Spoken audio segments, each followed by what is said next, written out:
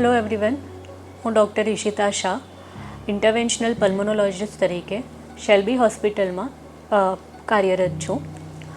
હવે ઇન્ટરવેન્શનલ પલ્મોનોલોજિસ્ટ એટલે શું?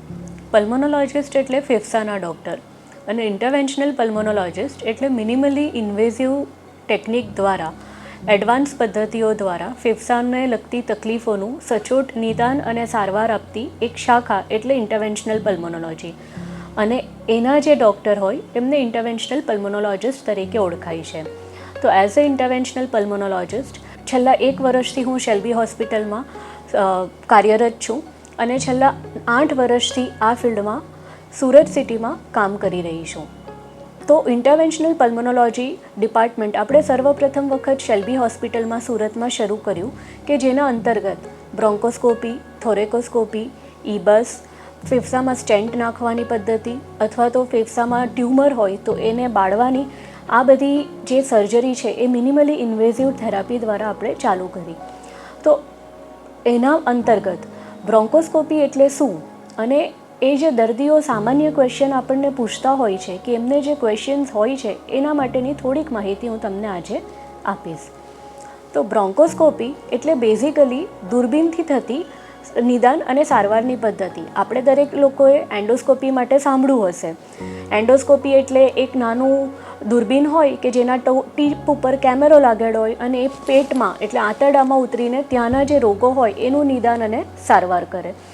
એવી જ રીતે બ્રોન્કોસ્કોપ એટલે સેમ એવું દૂરબીન હોય જેના ટીપ ઉપર કેમેરો અટેચ્ડ હોય અને એ જ્યારે દર્દીના મોઢા કે નાક વાટે આપણે ફેફસામાં શ્વાસ નળીમાં ઉતારીએ તો આપણને ફેફસાની અંદર રહેલી તકલીફો, એમાં ગળફો ભરાયો હોય તો એ કાઢવાની સુવિધા મળી શકે, ફેફસાને આખું અંદર જોવાની સુવિધા મળી શકે. એટલે ફેફસાને દૂરબીન દ્વારા ચકાસવાની પદ્ધતિ એટલે બ્રોન્કોસ્કોપી.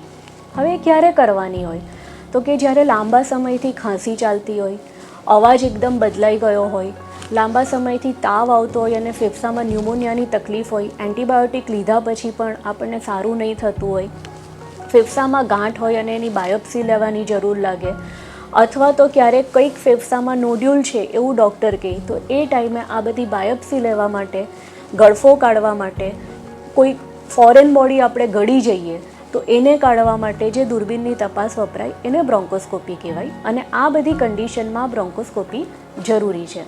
હવે દર્દી ઘણી વખત ગભરાતો હોય છે કે બ્રોન્કોસ્કોપી કરવાથી મારો અવાજ બદલાઈ જશે, મને ફેફસાને નુકસાન થશે. તો એવું કાંઈ થતું નથી. બ્રોન્કોસ્કોપી એક બહુ સેફ પ્રોસિજર છે. 15થી 20 મિનિટમાં લોકલ એનેસ્થેશિયામાં અને ઊંઘની દવાની હેઠળ આ પ્રોસિજર કરવામાં આવે છે, જેનાથી આપણને ફેફસાને લગતા રોગોનું નિદાન કરવામાં આસાની પડે છે અને એની એડવાન્સ સારવાર થઈ શકે છે.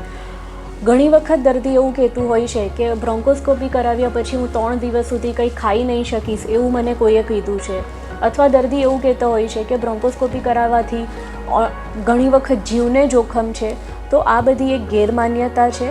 એ બહુ જ સેફ પ્રોસિજર છે. જો તમે એક ટ્રેન્ડ ડૉક્ટરની પાસે કરાવો તો એ સેફ પ્રોસિજર છે અને 2 કલાકમાં આપણે દર્દીઓને ડિસ્ચાર્જ પણ આપી શકીએ છીએ.